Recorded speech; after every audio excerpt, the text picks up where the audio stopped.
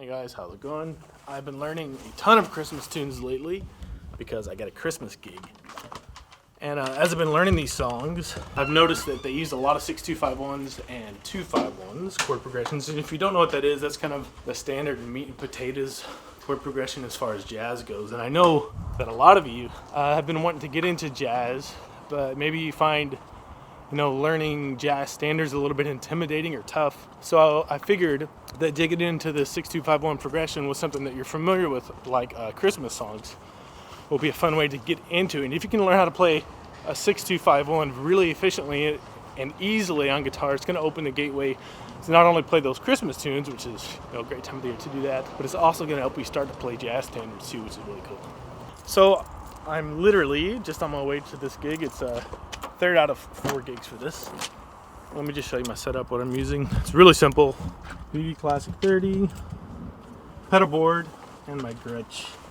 The pedal board, literally, really the only thing I'm using on it is a tuner, maybe another pedal or two throughout the night, but that's pretty much it. I'll see you inside in the studio and we can talk more about 6-2-5-1s.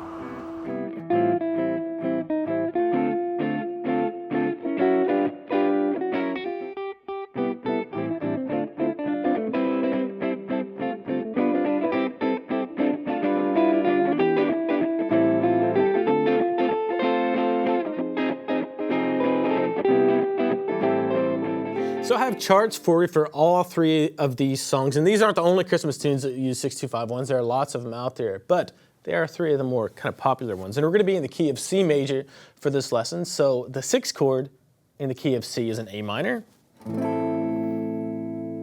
The 2 chord is what? It's a D minor. 5 chord is a G major. And the 1 chord, of course, is a C major. And the problem that a lot of guitar players get into when they're trying to do 6-2-5-1s or fast chord progressions like this is they want to use bar chords, so they end up playing like a 6-2-5-1. That's a lot of jumping around. And when you have a song that's clipping along 1, 2, 3, 4, 1, 2, 3, 4 like that, and you're playing,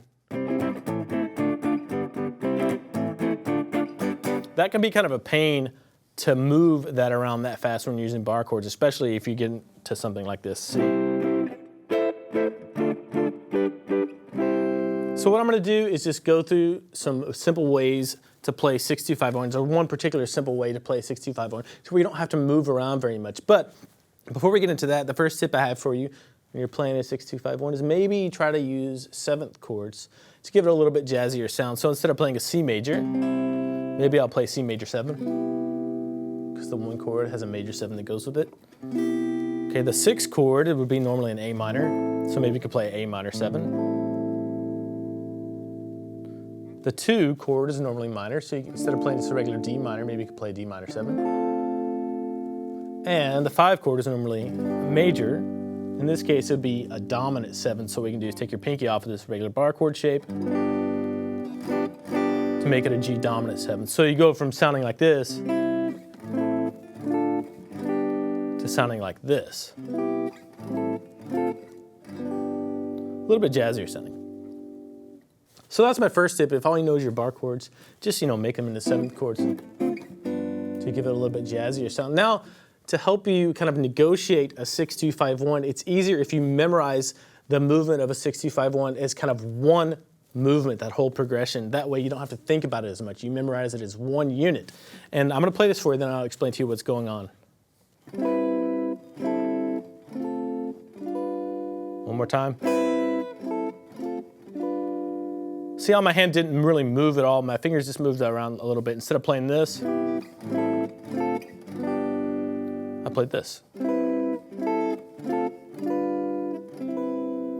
So this voicing for a C major 7th chord is based on our C bar chord that uses the A shape, right? What we're going to do is make these 3 notes with our first finger instead of that A shape, and then come up here and grab the major 7 right there. That B note right here with your pinky, and that's going to be your 1 chord. C major 7. The next chord, we're going to start 1-6-2-5-1, right? So we'll start with the 1. Now we need an A minor 7. All you have to do to make an A minor 7 is lift your pinky off and bar the top 4 strings. So your finger's already in place there. I'm already barring the top 4 string for that C major 7. Then just take your pinky off. All you're doing is playing the top 4 notes of an A minor 7 chord, right? For this bar chord shape. So C major 7, A minor 7, and then you're already still set up, your bar is set up for a nice D minor 7 chord. All you have to do if you want the low root in there is move it over a little bit and then put your minor chord down, your minor 7 shape. A lot of times I won't even play that root though. I'll just play major 7, C major 7, A minor 7, and then I'll just play the top 4 strings. So I don't have to move my bar at all for 3 chords in a row. And as you're gonna see, after that C major 7, A minor 7, D minor 7, leave this finger and that finger where they are and move your 3rd finger over to the G string on the 7th fret and your pinky on the 7th fret of the high E string, and that is a G7 chord, and I'll show you where it comes from. So that's your G7, your 5 chord. So you have 1, C major 7, 6, A minor 7, 2, just the top 4 strings, that D minor 7, and then your G dominant 7. And this one, if you know your open D7 chord, all it is, you're making a bar chord out of that. You're moving that up to where your root note is on this G right here, and coming down with that. You're kind of using it like a capo, right? But that's a G7. Normally, a regular G would look like that, making that 7th in there, the dominant 7. So that's a really quick way to play a 6-2-5-1 if you're going along at a really fast tempo.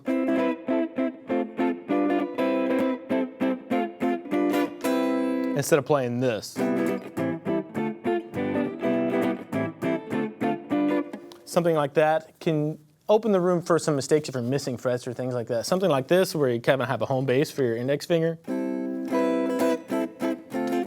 can make it a lot easier to play fast chord progressions like this. And what you want to do is you want to kind of memorize the 6-2-5-1 as one unit. So you're memorizing the whole chunk.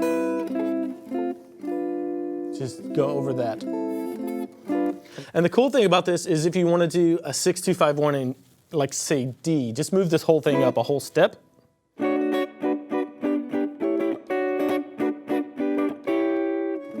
Because these Christmas tunes have little modulations in them a lot of times. So when you learn this one movement for a 6-2-5-1, it's really convenient to move all around the fretboard. So get this down at whatever level you're at. If you're just getting your bar chords down, play 1, 6, 2, 5, 1. Or if you're gonna add, if you're learning 7th chords, start using those. Same thing. Or if you're actually getting into playing these songs and you need to work your speed up, I'd really recommend learning these new voicings for this, and learning that whole 6-2-5-1 is one movement. So I have the charts for all 3 of these songs for you, and I kind of simplified them and emphasized the 6-2-5-1s a little bit because they are great practice for starting to get into these types of chord progressions, and it's a good gateway if you're wanting to get into jazz. Plus, it's a great time of the year to get these Christmas tunes down to play with your family and friends. If you like this video, make sure to subscribe, and below, leave a comment of what some of your favorite Christmas tunes are and the ones you would like to learn. I'll see you later.